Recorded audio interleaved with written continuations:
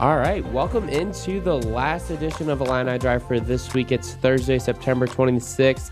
I am Alec Bussey, your host for tonight. We've got a good show for you, a little interesting conversation to start the show tonight. We're going to rank the transfers for Illinois football that are playing this season, so obviously look forward in that conversation. But before we get to that, let's introduce everyone a little bit. Eric, how you doing today? I'm doing good.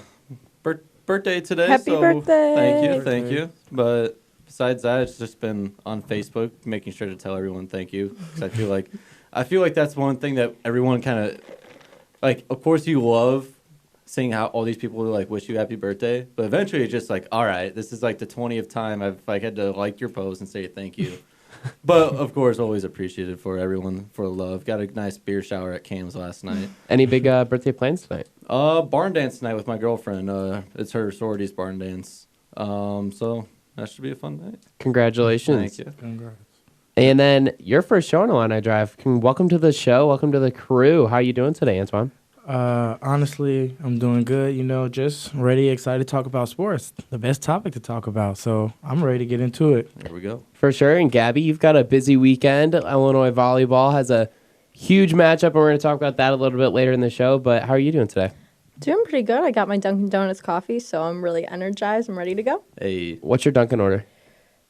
Okay, well, today I went with a large iced French vanilla with cream, but usually I go pumpkin, but it's been too much lately. I could tell there was something because immediately there was a sigh. Like right when you asked, well. It gets complicated, Dunkin'. I used to work at Dunkin', so I have complicated orders, but we won't get into I that. feel like people that have like worked at fast food places always, when someone chains like that, I feel like they always are. People are like, oh, I love this place. Like, you don't know what happened there. Well, like, stuff like that.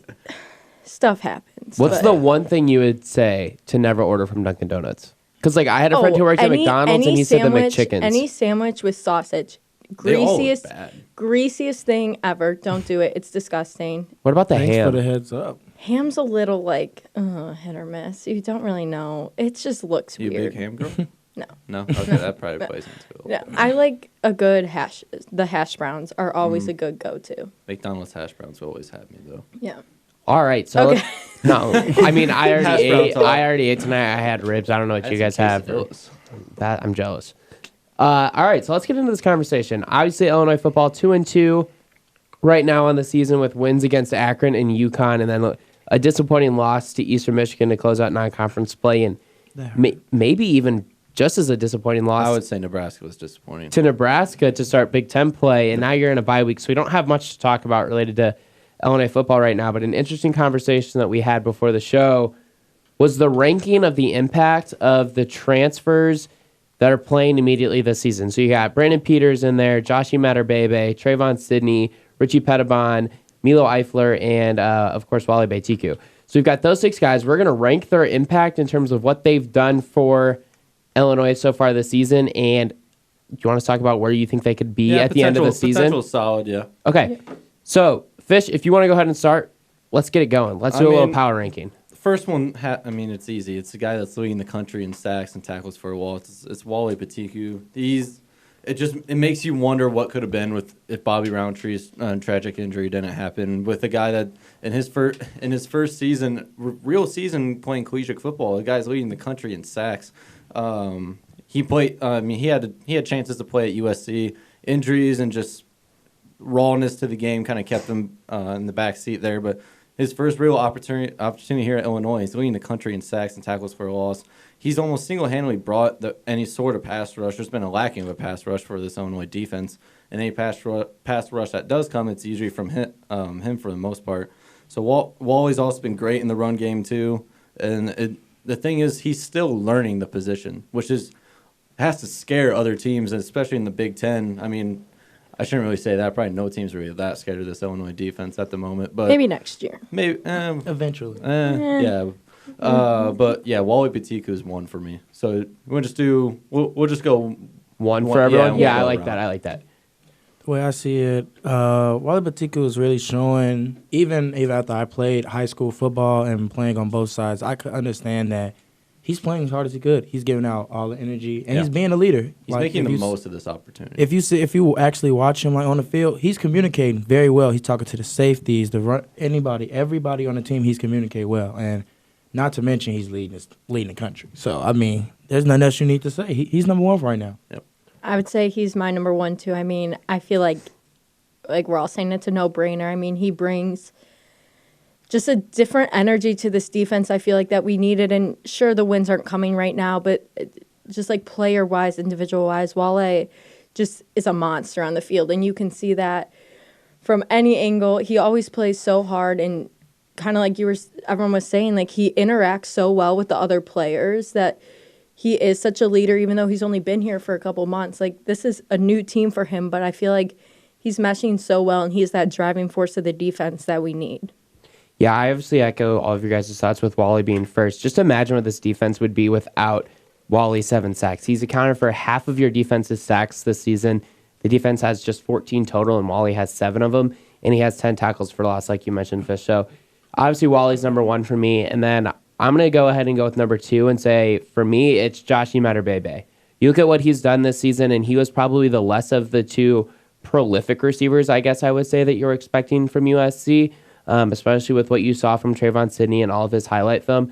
But when you look at Bebe's stats, and he's got 11 receptions for 4 touchdowns and 193 yards, Bebe's been, in my opinion, your most consistent receiver in terms of getting into the end zone and just making plays on the ball when it's thrown in his direction.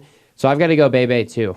Yeah, I was going back and forth on him and Brandon Peters, and I ultimately went Brandon Peters because he's the one that runs the show. He runs the offense.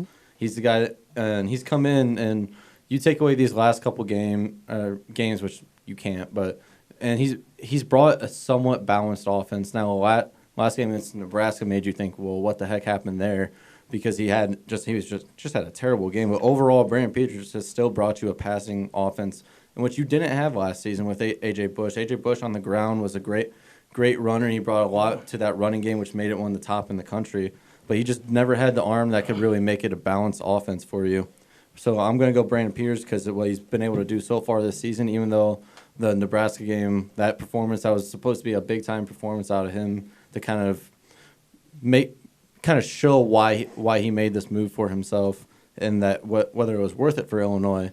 And that was a pretty disappointing performance from him. But, we're still early on in the season learning the offense. I'm still going to go Brandon Peters at number 2 just because he, like I said, he runs the show. I'm going to have to side with you. Brandon Peters is definitely my number 2. He did have a bad game last game, throwing for 9 for 22. But, however, we know he's still a leader and he's still making good play calls. The last game, we can't forget, he threw 32 for 37 attempts. And that's pretty good considering what we've had in the past. So he's definitely a good mobile quarterback as well. So he's my number 2. Yeah, Rod's always liked to talk about how every press conference, Rod likes to bring up how people sleep on Brandon Peters. One of my favorite Rod one-liners was he's not an oak tree back there. He can move. It's funny because he's actually a mobile quarterback. He runs out the pocket. He escapes. Don't get me wrong. Our line has some mistakes that they make occasionally, but he knows how to deal with that and he knows how to adjust, which make him my. He had that nice juke too to get that touchdown. Right, like he's a good quarterback. He's number 2. He's my number 2. I got it. Okay, I'm going to go number 2, Brandon Peters as well. He's got the moves. I think we saw last game. He's obviously not a running quarterback like A.J. Bush, but he has the ability to do both when he needs to, and I think that's so important, and that's why I'll give him the number 2. Yeah, we all know he didn't perform like we wanted him to against Nebraska, but like we all said, it's early in the season. He's getting adjusted to the team. Rod Smith's offense is a lot, and so I think that he just needs a little more time to get adjusted and hopefully reflect on these past couple games and see what he's done wrong, watch film and everything. But I think without him, these past 2 games aren't even competitive. I mean, with Matt Robinson and Isaiah Williams, you're not going to get that competition like he's giving you. Brandon's putting you in positions to win games. You lost the past couple too, but he's still putting you in that position where I feel like if you don't have him, you're not even close to those winning positions. So that's why he's my number 2. Okay, so Peters is actually my number 3, and it's difficult for me to put him at 2 just on the fact that his completion percentage is serviceable, but he's struggled so much against the last 2 teams, which have been higher quality defenses. So that's why he's 3 for me. But I do think that he has the ability to kind of stay around there if he picks up his play a little bit, and especially in 2 weeks from now against Minnesota. So I think that Peters If he gets his completion percentage above 60% right now, it's at 59.5. If he can get it to like 62-ish, that's a difficult task to have, but I think he can possibly do it. You look at him already having his 10 touchdowns. That's 4 more than what A.J. Bush gave you last year, and he was your starting quarterback for most of the season. And my one concern for him is when he struggled in the last couple of weeks, it's been with the turnovers. He's got 3 interceptions. If he can keep that down going forward into Big Ten play, I think Brandon Peters has the potential for me to get all the way up to second, and maybe if Wally slows down, maybe even take over that top spot on my rankings for the most impactful transfers.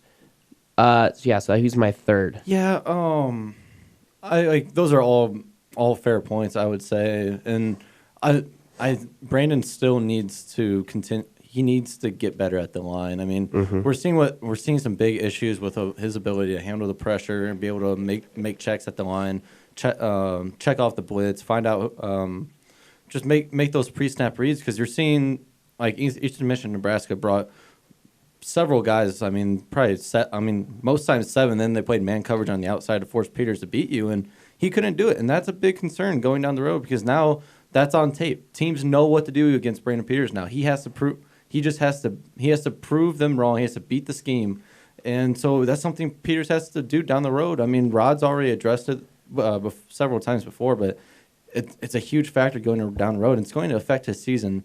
His ability to call out blitzes, ability to make find his hot routes, everything like that. He has to continue to develop like that. But without him, though, this offense doesn't run, especially with Matt Robinson or Isaiah Williams. Isaiah's not ready, and Matt Robinson, I don't think is a Big Ten quarterback. So Brandon Peters is still the guy for me. But 3 is Bebe, because without him, I mean, where's the receiver room at right now without him? That was what made him 2 for me. I would say it's not great. Ricky's had bad's not good. Ricky's had a good season so far.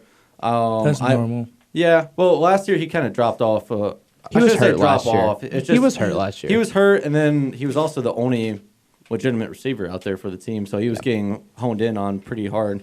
But Bebe has just had an incredible start to the season. He's been everything you want in a receiver his size. He's using it to perfection. He knows how to body off the corners. He extends out with his hands. He has great hands, and he's a good end zone threat too. I mean, we're seeing he's had so many jump balls so far this year that he's just flat out won. And then that his touchdown against Eastern Michigan was down on the field to see a play like that. That was pretty awesome.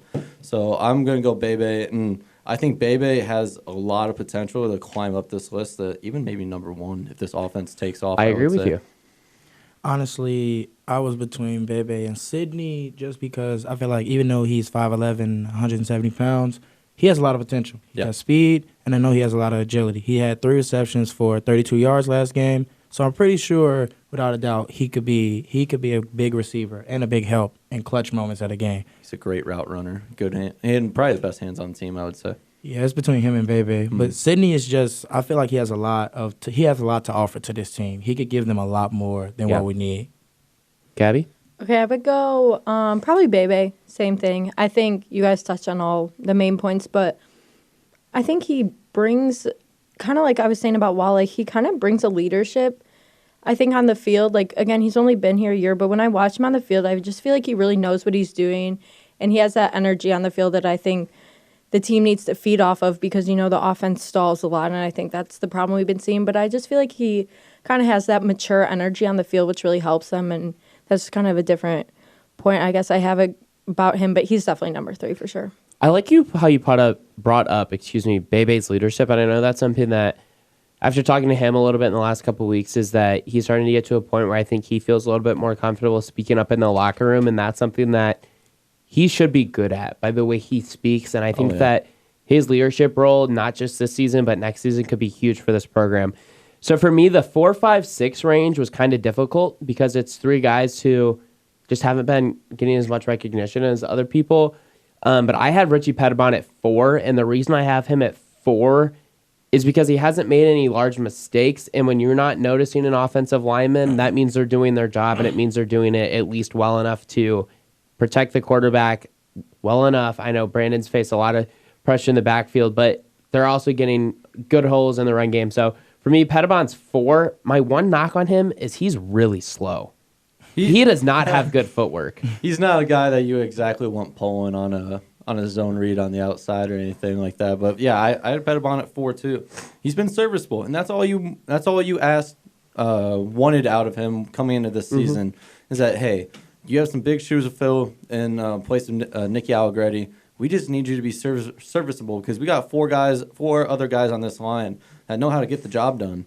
And while maybe pass pro has not been very good this year at all for Illinois, Vidarian Lowe had a very good game last week against Nebraska, but he was the only one. Pro Football Focus had this entire offensive line besides Lowe very lowly rated in pass protection.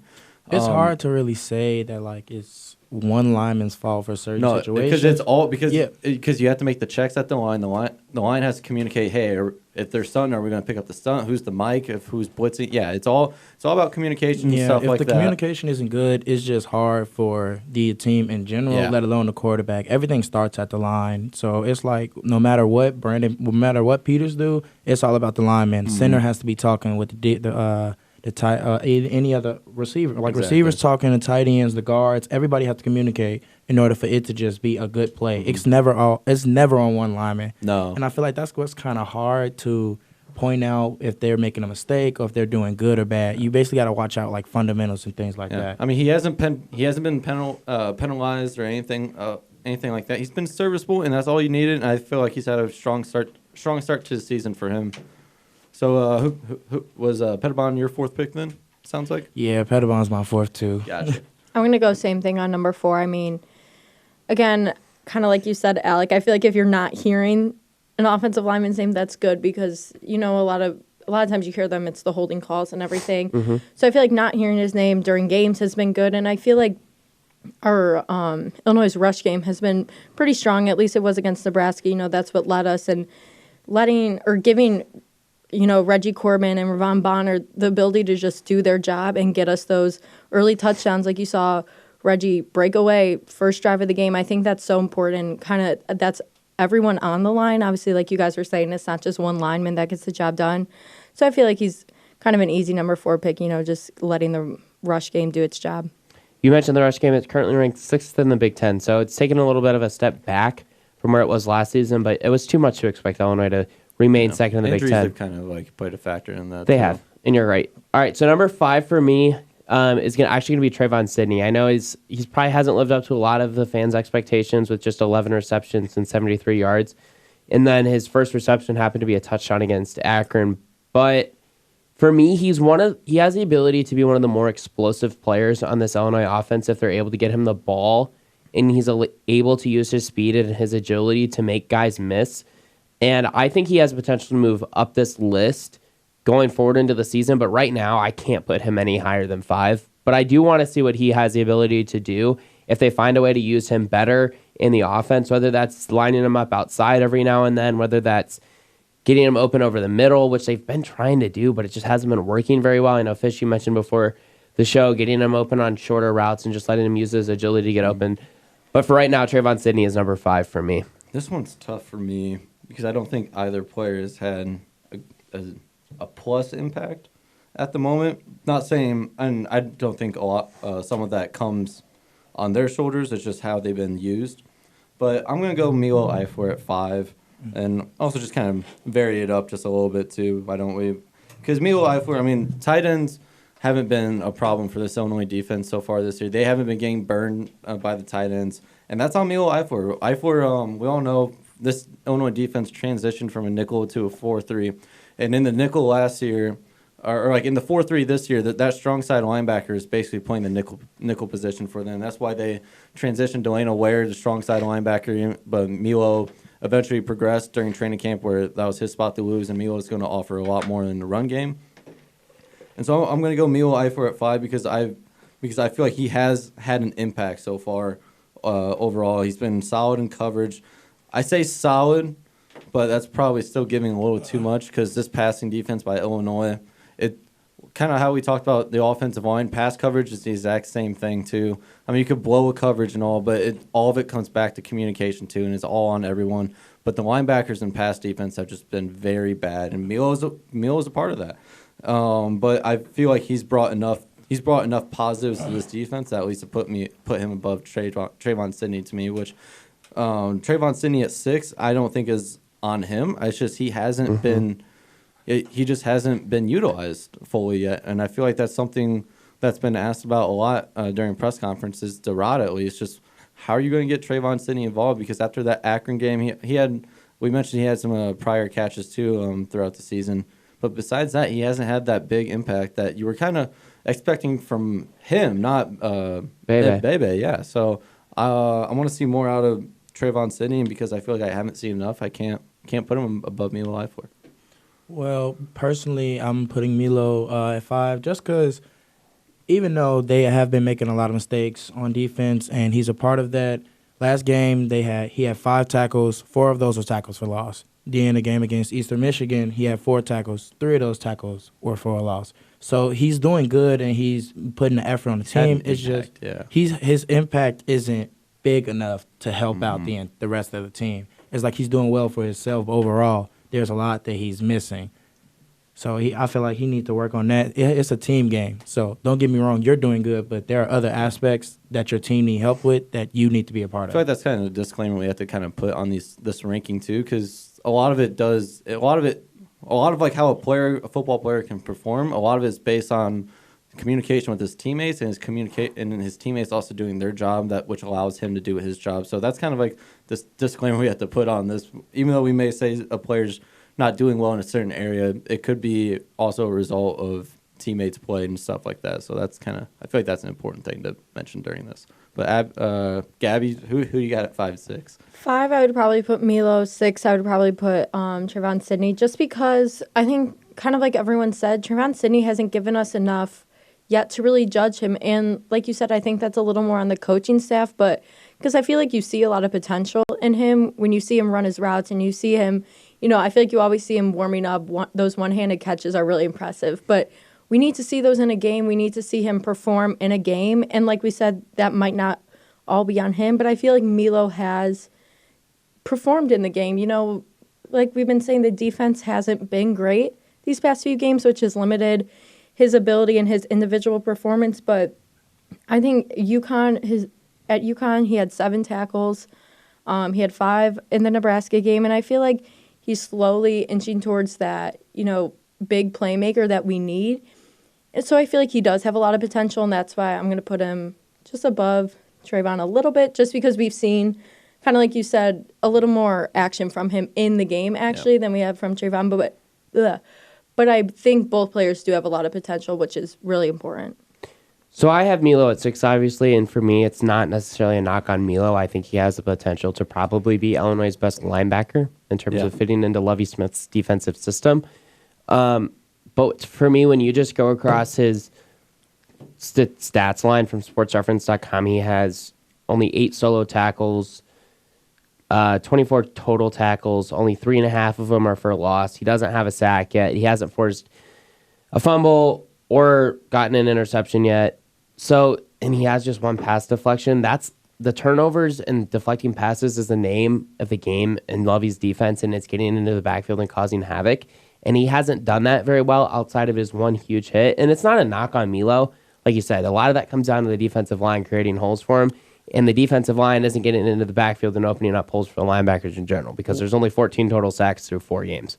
So it's not necessarily a knock on Milo, and that's like how you put a disclaimer on the rankings. But I have Sidney above him, and I think that's part of just the fact that Sidney's more explosive. But we got to get to a break, don't we, Gabby? So we're going to get to a break. We're going to come back. We're going to talk a little bit of Illinois basketball potentially, and we're definitely going to hit on Illinois volleyball, who has a huge weekend series against the Nebraska Cornhuskers. So we'll be back after the break.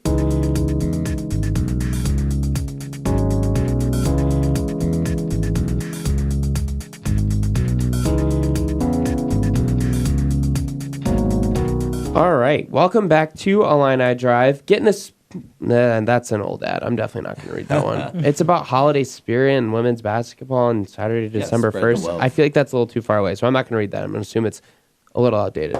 Sometimes we don't update the binder enough. So we're going to talk a little bit about Illinois basketball. Let's do a little quick roundtable. Andy Katz continues to move Illinois up in the rankings for whatever reason because they just keep adding 5 stars and like great transfers. Once a week. Yeah. He has to say it once a week.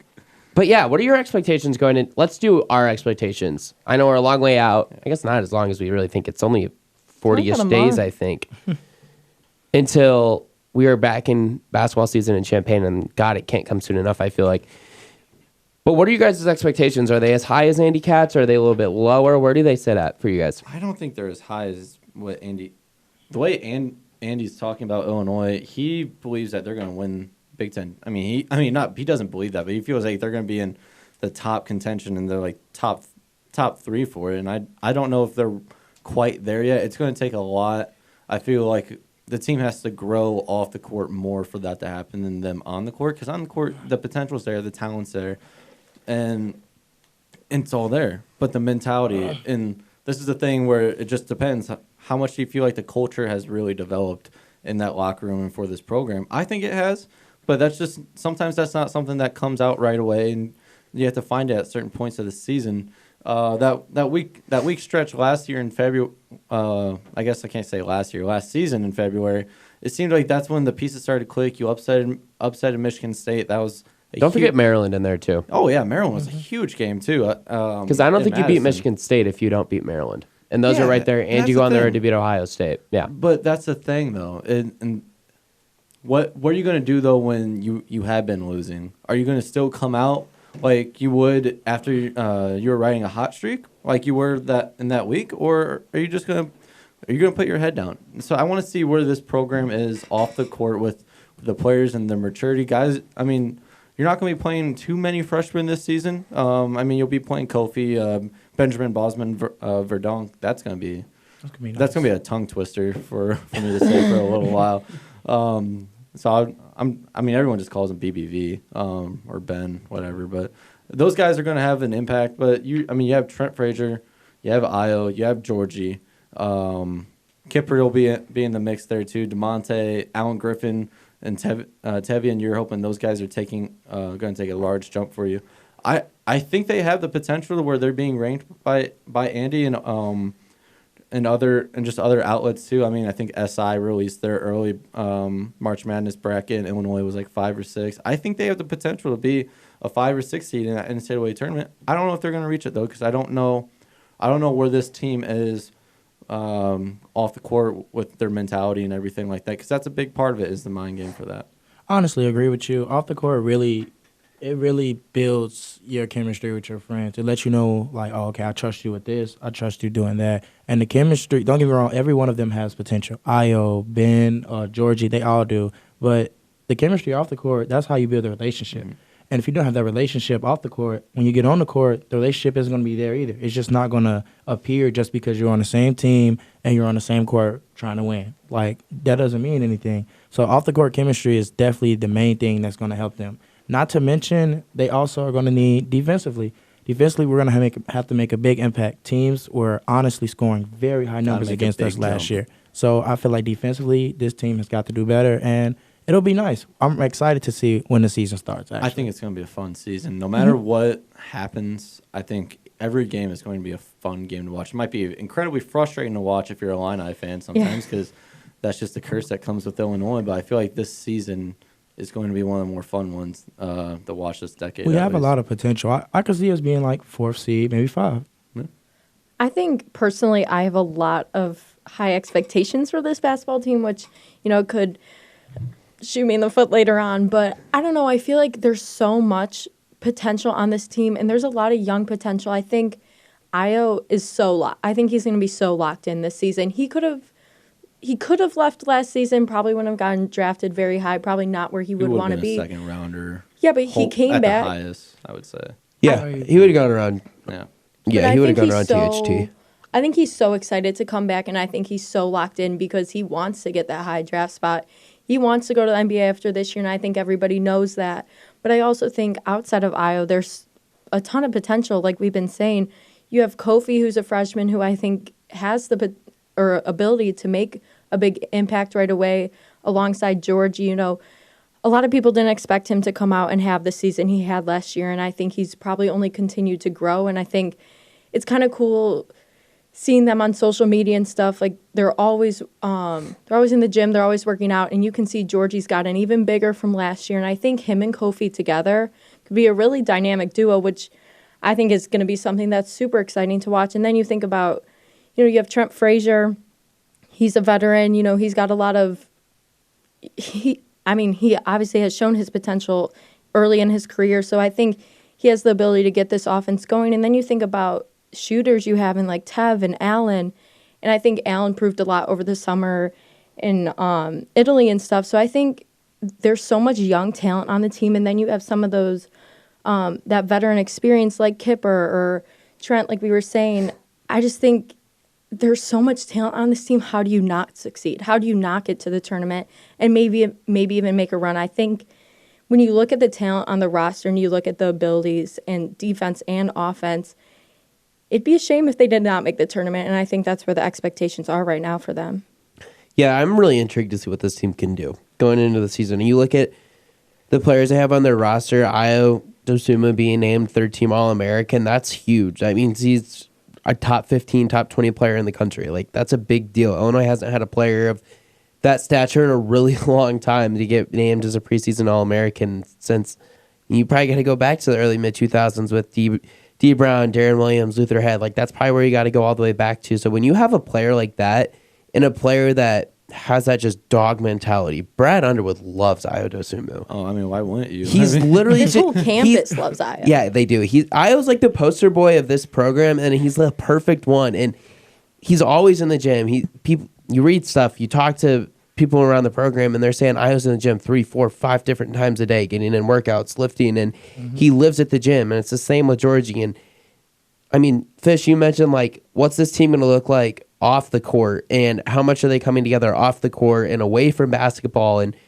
it's interesting to me when you go to the Nebraska game on Saturday and you see 5, 6, 7 of them sitting in the student section having fun. That's not something that you saw last year. You saw 2 or 3 of them. Now you're seeing more of them doing that, and you hear stuff and you read stuff about how they're always hanging around at Ubben, and Georgie asking if he could move a bed or buy an air mattress just to stay into the team room or the locker room. And that says a lot about the work ethic that this team has, and I feel like they've kind of fully adapted to Brad Underwood's identity that we're a hard-nosed, blue-collar program that's just going to outwork you.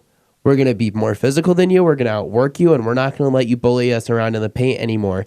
And when you have players like Ayo, who's proven himself to be a very talented player, someone who you can lean on to go make a big bucket when you need it, someone that he can get you a stop when you need it too, and then you have the more experienced players. And none of you guys mentioned Andres Feliz, who's going to be huge coming off the bench this year. Yeah. It's a crime that I didn't mention. He's the best defender that this team has, and that's the biggest question mark that this Illinois basketball team has going into the 2019-2020 season. If they take the steps defensively to be a top half of the Big Ten team, defensively, statistically speaking, there's no reason this team can't make a run to be a top 5 team in the Big Ten or be a top 5 seed in the NCAA tournament and then potentially even make a run in the NCAA tournament. If they're able to make the adjustments defensively to better fit the personnel or even just better conform to what Brad wants them to do defensively, this team has no reason that they can't make a deep run because you can score with anyone. You have guys that can score. You have Ayo, you have Georgie, you have Trent, you have Andres who can score. You have Alan Griffin who lit it up over the seas this summer, and everyone says he's the best shooter on the team. There's no reason this team can't make a huge run. Yeah, and so last year, going back to just culture, last year you saw hints of the culture changing. You saw guys bouncing back after losses, head down. 2 years crying in the locker room. Yeah, 2 years ago that was not the case, and that was something Underwood even 2 years ago in his first season he let out those frustrations. How this team culturally was just not where it needed to be with their mentality. When they lost, they weren't getting pumped up for games. When they lost games, they weren't pissed off. Yeah, he always mentioned how losing had become accepted here. Exactly, because it had been for a while. For a lot of those players under John Gross in that tenure, that was a culture that was built. But last year we saw hints of that culture starting to change, and then either Illinois DIA has done a great job of getting these players to spin it, or the culture has changed, because that's what it looks like going to off-season stuff, talking to the players and coaches. It seems like the players and coaches are locked into this season, but I need to see it during the season, because when when you face real adversity during the season, how is this team going to respond? And that's why I can't put them as high as what Andy's putting them, or maybe some of these just some of these SI outlets that are putting out early brackets. I just can't put them that high. And I'm in the same boat with you. I feel like it's just going to take time for me to really 100% believe into what they're saying. I just feel like talking about the culture and everything, they have such a hard-working culture, and you see that in the gym, you see that outside the gym. Alec, you mentioned they were all at the football game together, and that's something that not all teams have, that really strong relationship with each other. And I think just another big thing for them, they are all so bought into Brad Underwood's system. They work so hard. You brought up Andres Feliz. He's probably one of the hardest working ones on the team, and I think you saw that a lot last year. He was up and down the floor. He did not want to come out of the game. He was your best guy off the bench, I think. And I think that's kind of rubbed off on a lot of players and everybody. It's a team. It's a very big team atmosphere out there. They're not playing for individual. Ayo's not playing for himself to get to the NBA. Ayo's playing for his team. They're all out there. I feel like when you watch them, they just have fun all together. Practices, outside, they're at the football games, they're out together on the street, they're always together, and they're always smiling, having fun, and I feel like that's such a big part of it, and I feel like that's why their culture is so strong right now, and I think that's really going to translate to the court, and if that does, then they're going to be a tournament team, and they're going to hopefully have a high seed, and I think it all does start with that culture. They have hope. Like, you could just see it in the change of atmosphere, the energy, how they act towards each other, towards the game. Like, you could tell they really want this as a team. And it looks nice. It looks nice. And that's just in all sports, not even just basketball. Yeah, but we got a little ways down the road before basketball season I know. kicks I feel like we're all getting hyped up. Yeah, But I was going to say. let's talk about something that is right now. And Okay, that's Illinois yeah. volleyball. They have a huge series coming up against Nebraska. Our very own producer Gabby covers the team pretty extensively. So Gabby, what are the keys for this Illinois team going into that Nebraska game if they want to come out on that win? Yeah, let me give you guys a quick rundown. So Nebraska is obviously the team that Illinois lost to in the Final Four last year. Big heartbreaker. Illinois was up. Well, talk about storylines, right? Yeah, well, Illinois was up 2 sets, and then they dropped the last 3 and didn't make it. Talk about a disappointment. I was at Cam's watching that on my Such a brohood bar disappointment. crawl. Man, that was real disappointing. Were you 19? Yeah, I've been 19 since the start of my freshman year. But it was funny because I covered the team last year more video-wise, and I was around the program a lot, and everyone was asking me questions, and I was like, yeah, this is kind of funny because I'm just I don't wanna talk about I'm a it. little not 100% aware of what's going on right now, but I can still answer your questions a little bit. Why is that? Okay, anyways, so this Nebraska team, I was looking at it, and they only graduated 2 or 3 players last year. So this is a young team coming into Huff Hall tomorrow, and I think that's the biggest. That's going to be the biggest issue for Illinois because they have so many young returners, sophomores, juniors that beat Illinois last year. But then you look at Illinois, and we have so much young talent that I think Nebraska maybe isn't prepared for, and they haven't seen players like Riley Hinton or Kennedy Collins or Bruna is back now. She's able to play, and I think there's a lot of young talent on both teams that's going to make this matchup really interesting. But Nebraska is ranked number 3. They dropped a match to Stanford last week, who beat them in the championship last year. So I think both teams are playing with a little bit of a chip on their shoulder because Nebraska was in the number 1 spot for a couple weeks and they dropped. So I think they're looking to get back there. But then Illinois obviously has the biggest chip on their shoulder because they lost to Nebraska last year. So I feel like this matchup's going to be huge. I mean, you're going to have to see Jackie Quaid really go off again. I think obviously your hitters are always your most important, but Jackie Quaid's going to need to have a massive game. Megan Cooney's going to need to have a massive game. So is Ashlyn Fleming. And Ashlyn and Megan had great games last weekend to end the non-conference season. So I think you have to translate that over. And then setting with Diana Brown, she's been really on lately. So I feel like in the beginning of the season, the volleyball team was scrambling to try and find a really good starting roster. And I think they found that this past weekend, ending their non-conference season. So I feel like talking to them, they're really confident. They don't care that Nebraska's number 3, which they shouldn't. I mean, Illinois is ranked number 20, so it's going to be an upset if they win. But I think they just have this mentality that they don't care that they're 20. They think they're number one, and they think they can beat anyone, and that's the mentality you need for a Nebraska team that is so young, has been so dominant this season so far. So I'm really excited to watch this game tomorrow. I think everybody should come out and watch it, no matter if you like volleyball or not, because it's Stuff Huff tomorrow. Yeah. And so Huff's going to be rocking, and I think that's the coolest part about it is because everyone wants to watch this volleyball team. They were so good last year.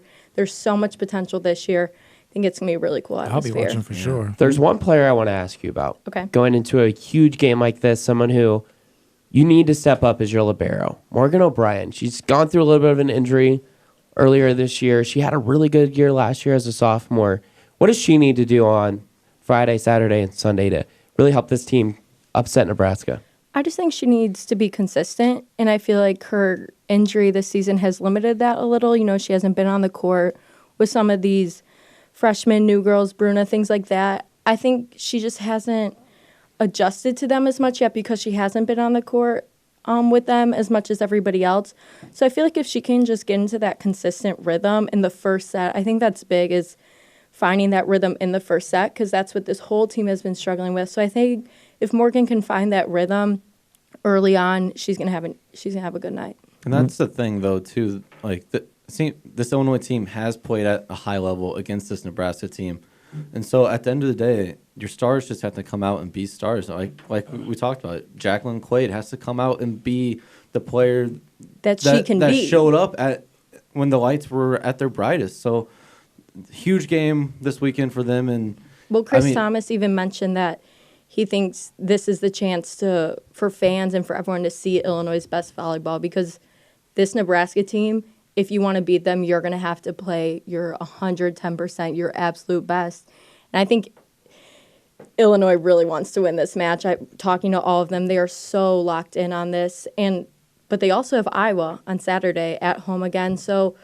But right now your focus obviously is Nebraska, and I think they really want to win, and I think they're going to come out there and show you their best volleyball, and we'll see if that's going to be better than Nebraska. So what's the one thing Illinois needs to do to beat Nebraska on Friday night?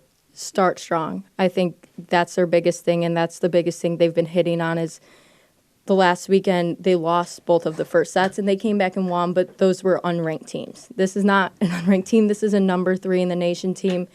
I think if they come out weak, it's going to be an easy sweep from Nebraska. But if I think they can be competitive, maybe not necessarily need to win the first set, but if they can get that first set close and show Nebraska this is going to be a competitive match, I think that's the biggest thing. All right, well, I think that's about enough time as we have for this segment. We're going to get back, talk a little bit about the NFL, of course. Bears. Yeah, for sure, Bears. Bears. Before we leave, though, Illinois Athletics is our proud sponsor of Illini Drive, Fighting Illini Athletics. Unify, develop, inspire, achieve, and go Stuff Huff tomorrow night if you're a student. It's free student tickets. Get out there and support your girls, because they deserve it. Your women. Sorry, they put on a great show, and Chris Thomas and his team of women deserve your support, and they're going to need it tomorrow night against a tough Nebraska Cornhusker team.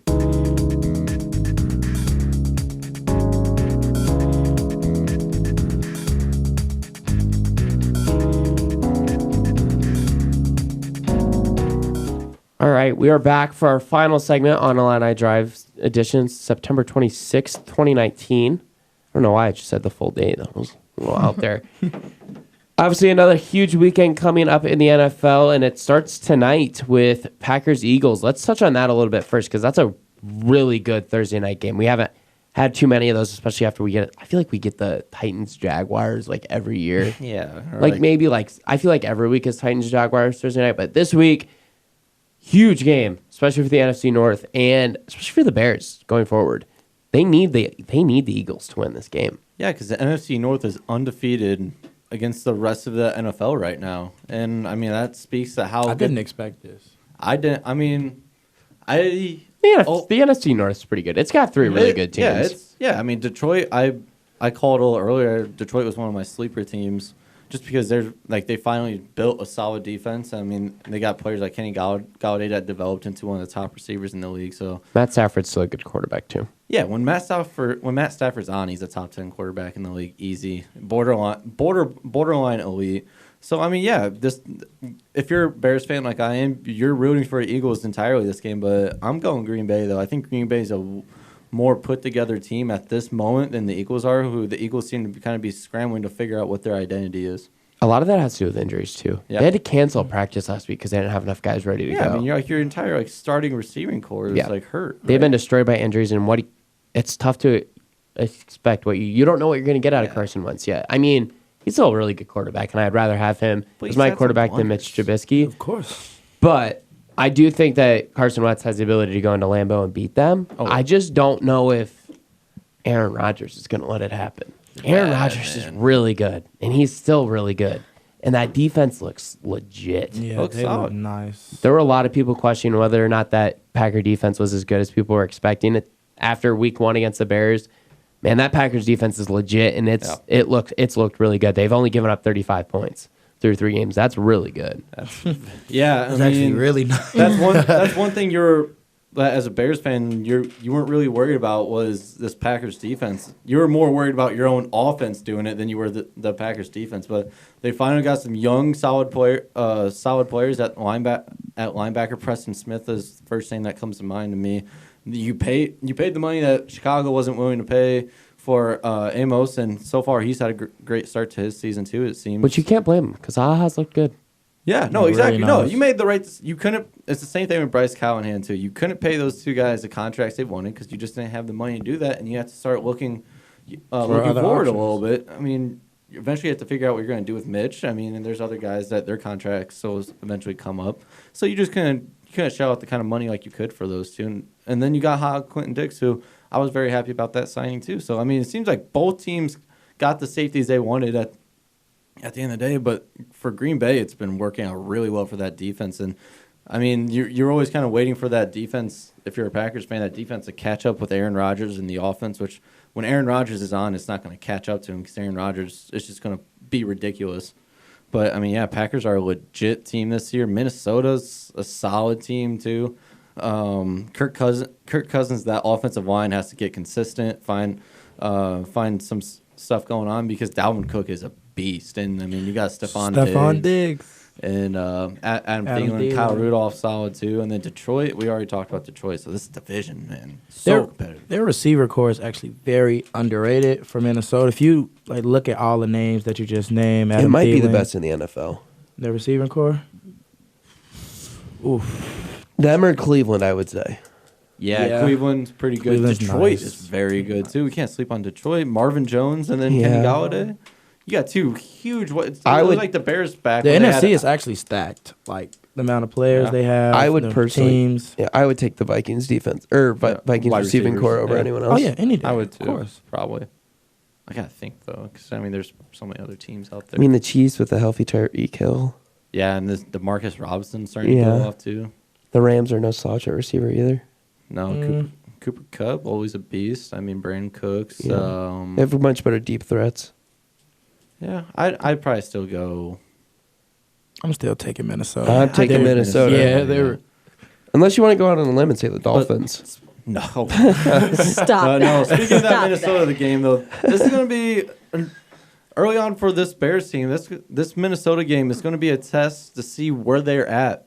I mean, this offense is stalled out. I mean, it had a very strong showing, but your defense against Washington, but your defense came up with 5 turnovers. If you don't put up points after that, then you're not even NFL offense. I mean, and so it's going to be interesting to see because you got to see where Mitch is at because last year this was a test. I mean, this Vikings game I feel like was a season-defining game for this Bears team in the regular season because that's when they went on their stretch, including that game, winning 3 straight divisional games, which we're seeing this year how tough this division really is, and that's not something you could just go out and do. So it's early, but I feel like this Vikings game has so much weight for this Bears season because I feel like it's really going to show where this team's at.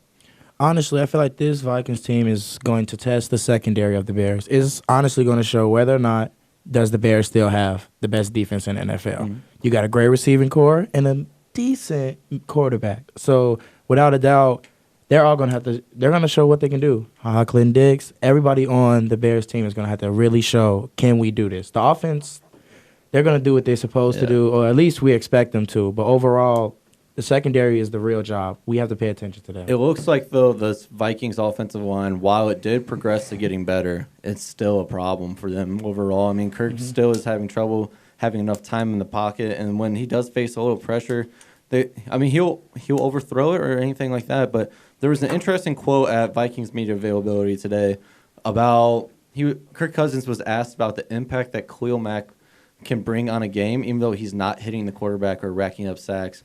And he talked about a game in their game last year, the game that I mentioned that I thought was season defining for them.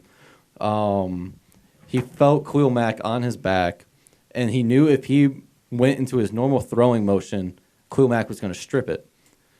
Because he knew while Khalil probably wasn't going to sack him on the play, he knew Khalil had the length to be able to knock the ball out if he went for his normal throwing motion. So Kirk sidearmed it, and he missed Adam Thielen. And so Khalil, and it just shows like what this Bears defensive line can do on a game, even though they're not sacking the quarterback. And I think they're going to do plenty of that against the Vikings. Khalil Mack, I mean, there's not. What do you even say? Like, unless you haven't been paying attention to the NFL, like you know what Khalil Mack's a is beast, doing. and his presence is Thank just alone you, enough. John Gruden, for trading me Khalil Mack. Yeah, right. God bless you, Yeah, he did John it. I'm sure Gruden. he One did of the it for funniest you, things Alex. is the memes that came out about how the Redskins were blocking Khalil Mack, and then my favorite one is just like Khalil Mack is just haunting the Gruden family. That was funny. All right. Well, that's enough time for tonight's episode. We're going to be back on Monday night at 6 o'clock, of course. This crew, potentially, maybe Jonah and Andre C, will be back on Tuesday night, and we've already got some good discussions planned for you. But that's all we have for tonight. Gabby, hit the music.